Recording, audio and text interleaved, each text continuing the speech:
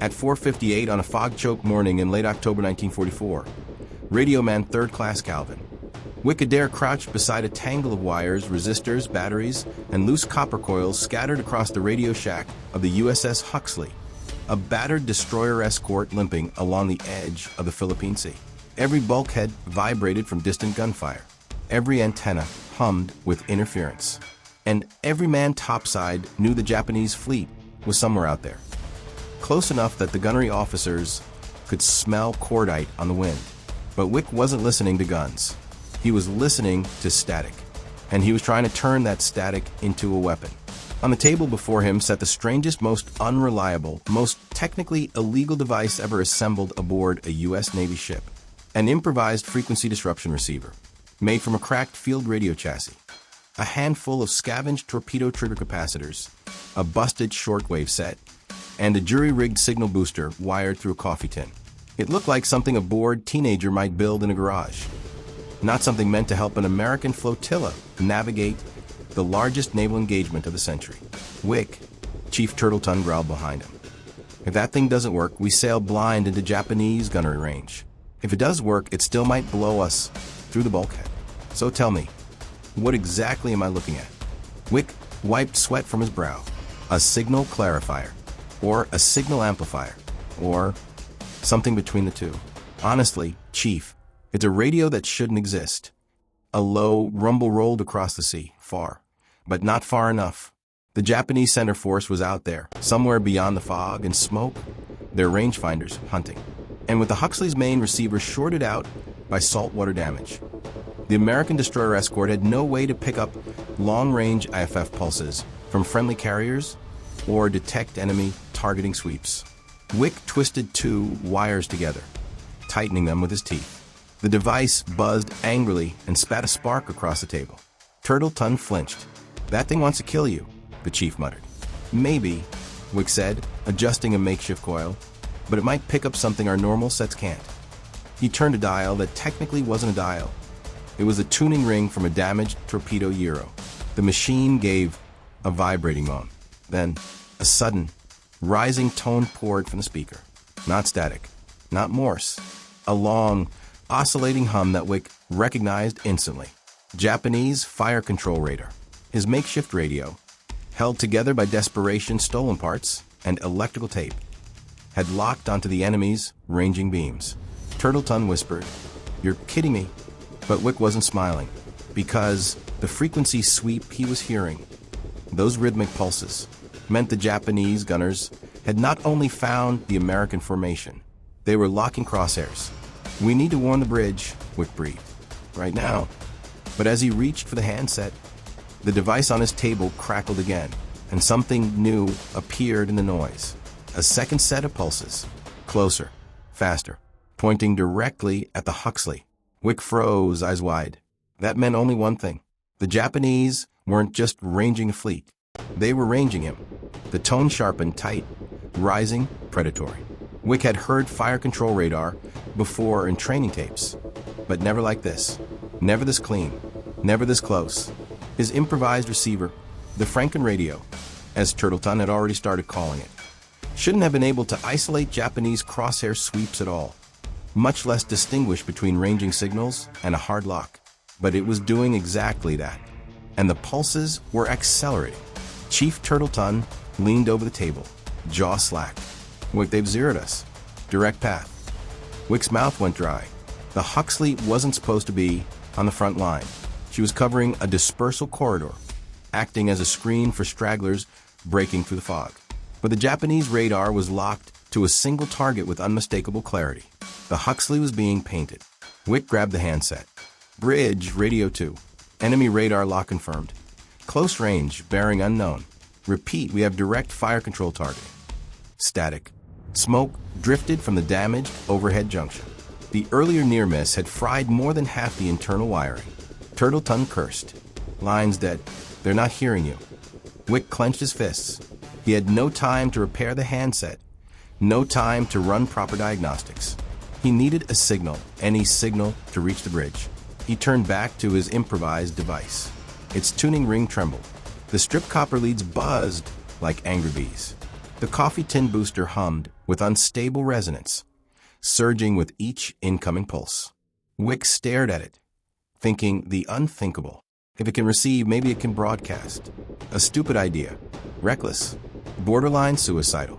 But maybe, just maybe, it could push a short-range distress burst through the fog, even through the Huxley's crippled antenna grid. Turtleton read the look in his eyes. Don't try it, Wick. That thing's already half a bomb.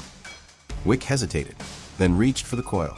Before he could touch it, the ship lurched violently as a salvo landed close enough to lift the Huxley several inches out of the water. The lights flickered. Dust rained from the ceiling. Someone screamed down the passageway.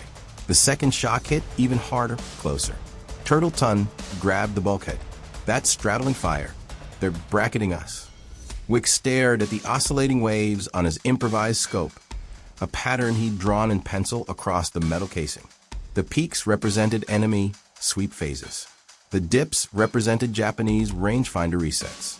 The narrow spikes layered between them were unmistakable, firing solution confirmation pings. The enemy gunners weren't guessing. They had the Huxley centered. Wick flipped a toggle made from a broken Morse key. The device coughed, whining, building charge from its scavenged capacitors. Turtleton shouted, "Wick, if that shorts out, you'll take half the shack with it." Wick twisted the tuning ring until the hum synchronized with the enemy's sweep, then pushed it past that frequency. The radio shrieked. The booster glowed dull orange. Sparks danced along the coil housing. Then, shrack-rack, a burst of sound blasted from the speaker. Not English, not Morse. A raw surge of chaotic noise that shook the shack's bulkheads. But Wick wasn't listening for words. He was listening for the echo. From somewhere in the ship's forward comms trunk, faint and distant, came a tiny click. His burst had jump systems, traveled the hull, bled into an undamaged line, enough to reach the bridge. Seconds later, a whistle shrieked overhead. Boots thundered on metal. General quarters. All hands to battle stations. Japanese targeting sweep detected. Turtleton stared at Wick. You did it. But Wick wasn't celebrating, because the pulses on his device suddenly doubled, then doubled again. The enemy had intensified their sweep. Not uncertain, but angry.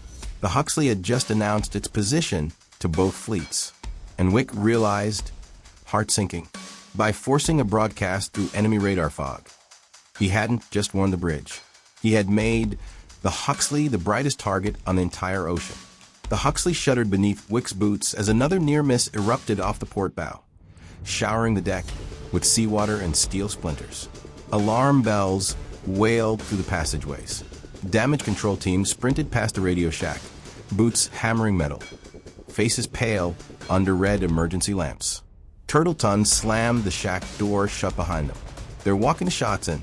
We got maybe one salvo before they land a hit big enough to split this tub in half. Wick didn't answer. He was staring at the improvised device, its drawn waveforms flickering under the trembling overhead lights. The pulses on the tuning coil had shifted, from steady enemy lock signals to something harsher, tighter, methodical. Turtleton leaned over him. What now? Wick swallowed. They're not just tracking us anymore. They're refining the solution. This is final range correction. The chief froze. Meaning their next salvo isn't a warning. It's execution. A violent roll through both men against the bulkhead as the Huxley turned hard to starboard. The ship's engines groaned, struggling to deliver more speed through damaged lines. The gunner's topside roared orders through the gale. Then the bridge broke in over the intercom. Radio Shack Bridge, Adair, that you? Your broadcast reached us. What else can you give? Wick lunged for the handset. Sir, we have multiple Japanese fire control locks, but one is centered directly on us. Their pulse rate indicates close range correction. We are seconds from a full strike. Understood. Can you identify bearing? Wick hesitated. The Franken radio wasn't built for directional reading. It wasn't built for anything like this, really. But it was picking up slight phase shifts, tiny variations in pitch, ripples in the waves of the signal. Wick grabbed a grease pencil and drew quick marks across the casing, comparing peaks to noise distortion. He felt it. A slight skew, a tiny delay, angle of incidence, maybe 20 degrees. He keyed the mic. Bridge bearing 225. Cruiser-grade radar. Possibly tone class or a Shiger type. The silence on the bridge channel spoke volumes. A tone class cruiser was a floating fortress. If it had their range, the Huxley didn't stand a chance in a straight exchange. The intercom buzzed again. All stations, prepare for evasive turn on my mark. Gunnery standby smoke. Helm, brace the rudder. Wick turned back to his device and froze. Something new had appeared. A second pattern, low frequency, irregular, pulsing like a heartbeat buried under static. Turtleton frowned. What's that? Wick's expression darkened. That's American. The chief blinked. Friendly radar? No. Friendly IFF ping. Weak. Damaged. Could be a destroyer. Or a jeep carrier. He adjusted the tuning coil. The pulse sharpened, distorted, but unmistakably U.S. Navy. Then another second pulse layered behind it. 2 ships. Maybe 3. Turtleton whispered stragglers. Lost in fog. Wick nodded slowly. And the Japanese are sweeping right through them to hit us. That meant the enemy didn't see the smaller friendlies, but their targeting beams were passing over them. A terrible realization hit him like a punch. If we dodge the next salvo, those ships take it instead. Turtleton's eyes widened. That can't be right. It is. Their position echoes line up within the firing arc. If the cruisers overshoot us. Wick trailed off as the pulses intensified. The Japanese firing pattern tightened. The American IFF pings trembled in the noise. The bridge screamed over the line. General quarters. Enemy cruisers firing. Outside, the sea exploded with orange light as 2 massive muzzle flashes ripped through the fog. Turtleton grabbed Wick's arm. We have to move. Wick stared at the drawn waves. Enemy signals. Friendly echoes. Firing pulses. Timing arcs. All layered like a chaotic symphony. And then he realized something horrifying. He could predict the moment of impact. Not precisely. Not perfectly. But enough to estimate where the salvo would fall. If the Huxley moved. If the maneuver timing was right. If the captain had seconds to react. He grabbed the handset and shouted, Bridge Adair. Don't execute the dodge yet. If you break right now, the enemy shells will overshoot and hit our own ships. Repeat, you'll be throwing the next salvo into friendlies. The captain's voice snapped back. Adair, can you give me safe timing? Wick's pulse hammered. He stared at the oscillating lines. Yes, maybe. I can try. Then call it. Time slowed. The hum of a device became a pulse in Wick's fingers. The Japanese crosshair sweep reached its peak. The American echoes trembled. The Tone class cruiser fired. A deep concussion rolling across the sea. Wick felt the next pulse coming, the deadliest one. The salvo that would tear open anything it touched. He waited, breath shaking, watching the drawn waves tighten, feeling the next correction phase. Not yet. The Huxley bucked as another near hit drenched the deck in spray. Turtleton shouted, Wick, call it. The pulses aligned, just for a flicker. Friendly echoes, moving out of the critical arc. Now, helm, hard to port, full smoke. The captain repeated it instantly. Hard to port, full smoke. The Huxley lurched violently, swinging across the waves. A heartbeat later, the Japanese salvo struck, not where the Huxley had been, not where the friendlies were, but cleanly between them. Columns of water shot skyward in a thunderous wall. Turtleton sagged against the console. Holy Wick, you saved them.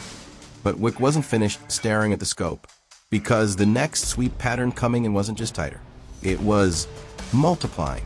Turtleton, he whispered. We just woke up the entire Japanese fire control net. The chief swore. Meaning? Meaning every cruiser in range is now painting us. The oscillation slammed into Wick's improvised device like a physical force. Violent bursts that rattled the Franken radio against the metal table.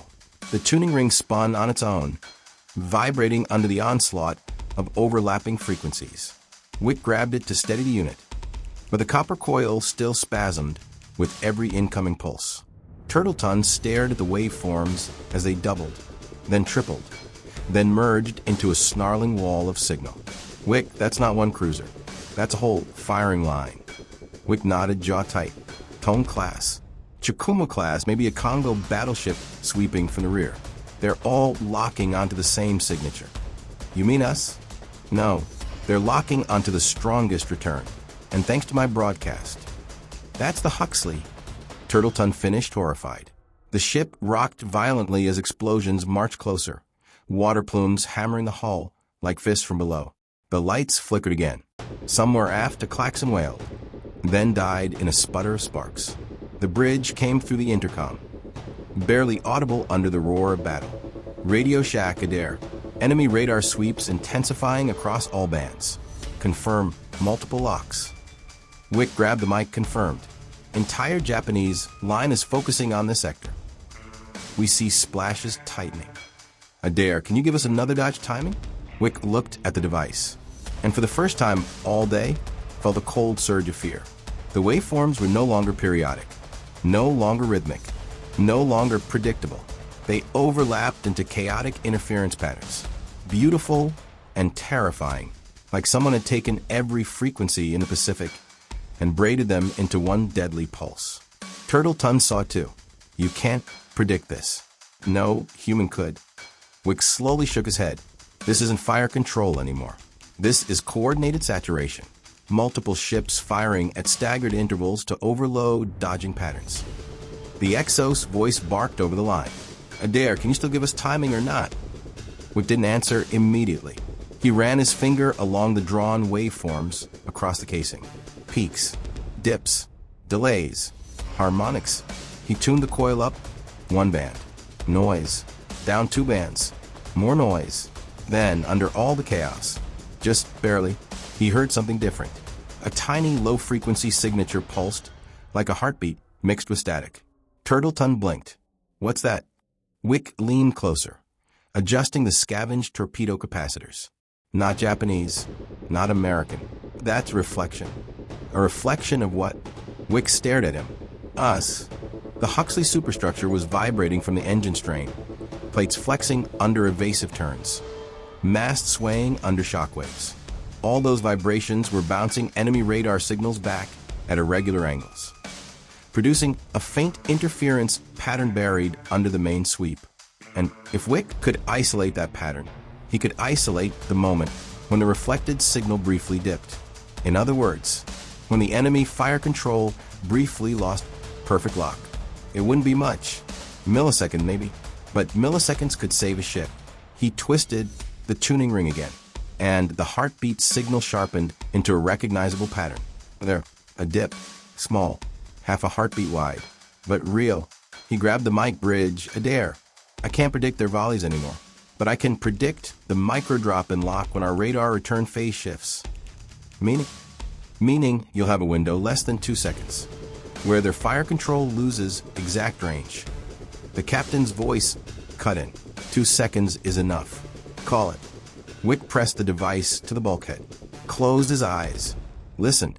The ship groaned under stress, metal bending just slightly, a shudder traveling through the hull. The reflected pulse dipped, once, twice, then aligned into a cycle. Not yet. The cruisers fired.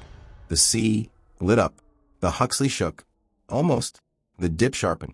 A perfect trough forming in the noise. Wick's heart pounded. Now, helm.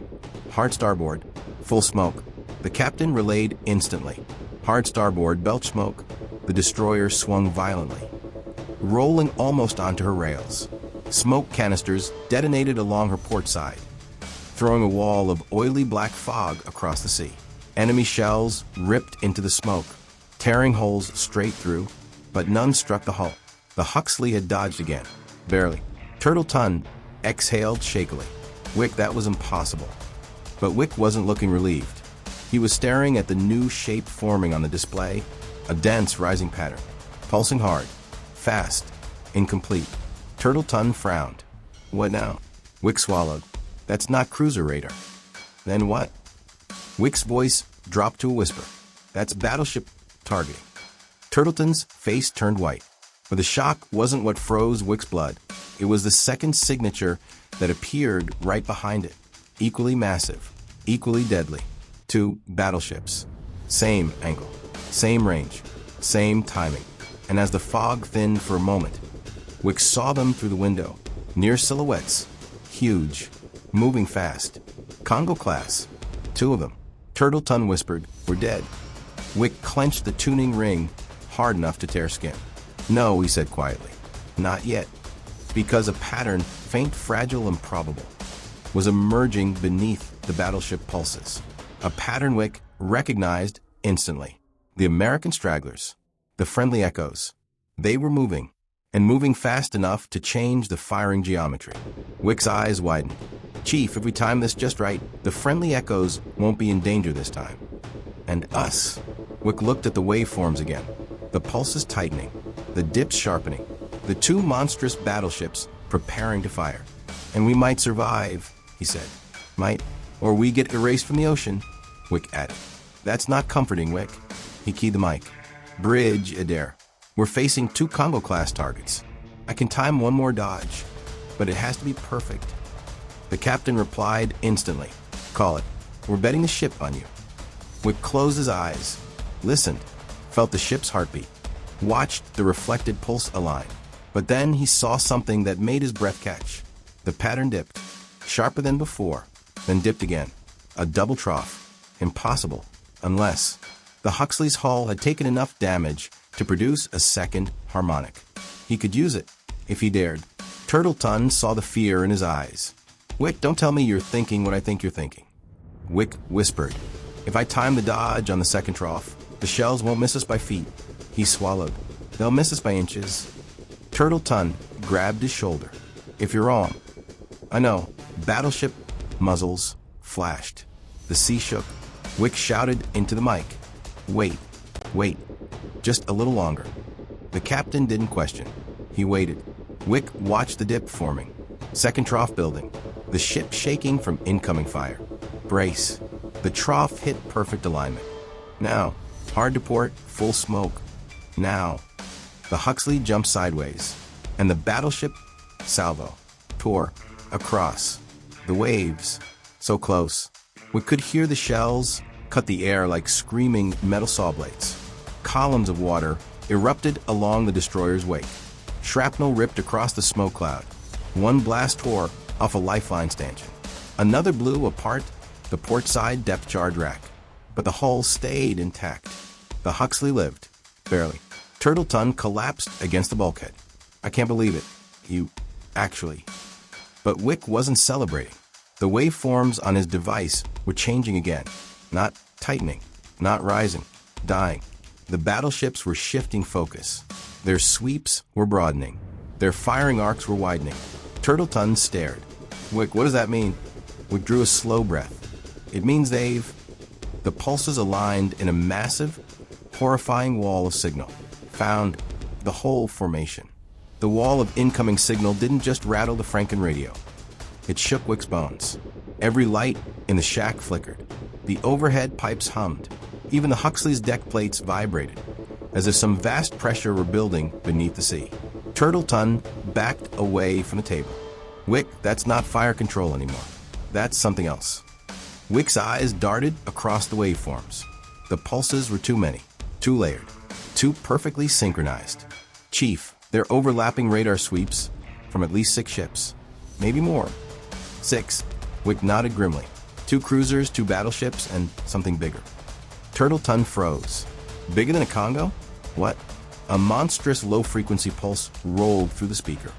A deep chest-hollowing rumble. Wick whispered the only answer possible.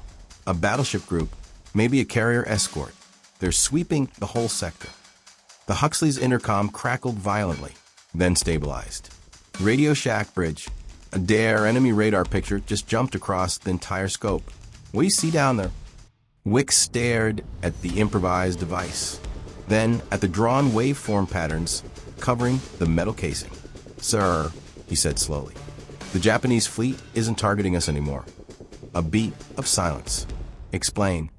Wick swallowed. "They're painting every ship in our entire column. Every straggler, every escort. They're preparing a sector strike." Turtleton whispered. "A what?" Wick turned to him, voice low and grim. a massed broadside into a defined volume of ocean. They're going to shell the whole formation, friendlies, escorts, everything. The bridge didn't hesitate. Adair, can you find us a hole? Wick squeezed the tuning ring, so tight his knuckles whitened. I don't know, sir. Adair, if we don't maneuver, hundreds of men die. Wick looked at the device again, and there, beneath the ocean of ugly, stacked frequencies, he saw traces of the Huxley's harmonic return, flickering like a heartbeat. The damaged hull was still producing a unique signature, a fingerprint, a clue. If Wick could isolate their return signature and compare its timing to all incoming sweeps, he might find a blind spot, not a safe zone, nothing that generous, but a shadow in the enemy's radar picture, a patch of range ambiguity where shells were least accurate, a death zone reduced to a wound. Turtleton saw Wick's pupils tighten. What are you thinking? Wick turned to the chief, slowly. Every radar has a null, a deadline, a point where two beams overlap and cancel each other out. If we can find one of those, you won't put the ship there? It's either that or get erased. Turtleton pressed a hand to his forehead. Wick, that null area might be 3 ship lengths wide or 3 feet. Wick didn't blink. We only need 20 feet. Turtleton swore. You're insane. Wick adjusted the capacitors, tuned the oscillation, and watched the enemy's sweeps wobble at the edges where beams collided. The nulls were tiny, unstable shifting, but they existed. He grabbed the mic. Bridge, Adair. I've got a possible deadline. It's narrow, very narrow. The captain's voice cut in immediately. Can we fit? Barely. Can we survive? Maybe. Call it. Wick's heart pounded as he braced the device against the bulkhead. He watched the enemy's sweeps ripple in the fog, saw the harmonics flutter, felt the timing deep in his ribs. Not yet. Explosions thundered across the sea as 2 Japanese ships tested ranges. The Huxley rocked violently, almost keep her steady. Columns of spray rose like white towers in the mist. Then the null opened, thin as a knife blade, dead center of the enemy's overlapping sweeps. Now, hard starboard, 20 degrees. Hold for 10 seconds. The captain didn't question. He executed. The destroyer swung, rolled, creaked, and slid into the sliver of dead space. And then the world exploded. A dozen massive naval guns fired at once. Shock waves shook the fog. Shells tore through the ocean. Geysers erupted in a wall around the destroyer. Wick heard screaming, men praying, metal groaning, but not a single shell hit the Huxley. They hit everything around it. Water, wake, air, but not the ship. The null held, barely. 10 seconds felt like a lifetime. Then the captain shouted, "Helm, break null, plot new course." The Huxley lurched out of the dead zone as another barrage scorched the sea behind them. And then, slowly, the enemy sweeps died. Not from damage, not from defeat, but because the Japanese fire control officers realized something astonishing. Their shells were no longer hitting anything. They had lost the entire formation. The sector strike collapsed. Wick sagged against the table, chest heaving. His improvised device was smoking. Components burned, coil half melted. It wouldn't survive another second. Turtleton put a hand on his shoulder. Wick, you insane lucky son of a... You just saved half the fleet. Wick stared at the fading waveforms. No, he said quietly. I just listened. To what? Wick exhaled. To the enemy's math. Outside, the guns fell silent.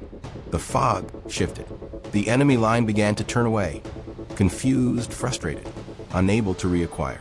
The Huxley lived, and so did every straggling American ship behind them. When the last echoes of gunfire faded across the Philippine Sea, the USS Huxley drifted into a wounded but determined American formation. Her hull scorched, rails bent, paint blistered from near misses.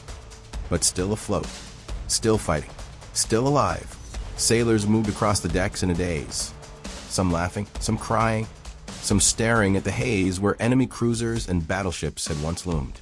A medic patched a shrapnel cut on Turtleton's arm. Damage control teams checked for hull leaks. The mainmast groaned under a new, ugly bend. But the ship held. Wick only realized he was trembling when he finally sat down on the radio room floor, his back against the bulkhead. The improvised Franken radio still smoking beside him. The wires were melted. The coffee tin booster was split open. The scavenge capacitors had fused into a single blackened lump. Whatever strange miracle the device had been capable of, it had spent every last spark doing it. Turtleton stepped into the shack, wiping grime from his forehead. Adair, you know the captain wants a full report on that instrument of yours. Wick snorted weakly. Call it what it was, Chief. A pile of junk that shouldn't have worked. Turtleton crouched beside him. Junk doesn't track Congo-class targeting sweeps. Junk doesn't predict nulls in 6 overlapping fire control radars. And Junk sure as hell doesn't walk a destroyer through the deadliest blind barrage of the whole war. Wick didn't argue. He just stared at the blackened device and whispered. It wasn't meant to do any of this, it just happened to hear what nothing else could. Because the truth was painfully simple. The Huxley survived because Wick had learned to read the enemy's mathematics, to listen to the shape of radar waves, the timing of pulses, the flex of metal under stress, and the tiny, fragile gaps where death simply missed. His report took 20 pages. 18 of them were ignored. 2 of them were quietly circulated through intelligence offices, communications labs, and eventually, years later, early studies on passive radar interception. Papers nobody talked about in public. But everyone in naval research remembered. Wick's device was never rebuilt. Couldn't be. Too unpredictable. Too unstable. Too dangerous to rely on. But the story traveled. Across the fleet. Across decades. Radio men whispered about the destroyer that dodged 2 battleships at once. Engineers told the tale of a kid with a coffee can who outsmarted an entire fire control net. And old gunnery officers shook their heads and said, sometimes the difference between living and vanishing is one sailor who refuses to trust the instruments and listens to the noise instead. After the war, Wick left the Navy. He worked in civilian radio repair, then in early television broadcasting, where he earned a quiet reputation for hearing problems through static. He never bragged about the Huxley, never told the full story outside of reunions. But those who served with him remembered exactly who he was. The kid who built junk into salvation. The radio man who read waves like a second language. The reason dozens, maybe hundreds, of sailors went home. The reason a single destroyer escort defied a battleship firing line. If this story pulled you in, do me a favor and hit that like button. It keeps these long-form war stories alive. Tell me in the comments where you're watching from, and whether anyone in your family served in naval communications or radar during the war. And if you enjoy cinematic, deeply researched war narratives, make sure to subscribe and turn on notifications so you never miss the next one.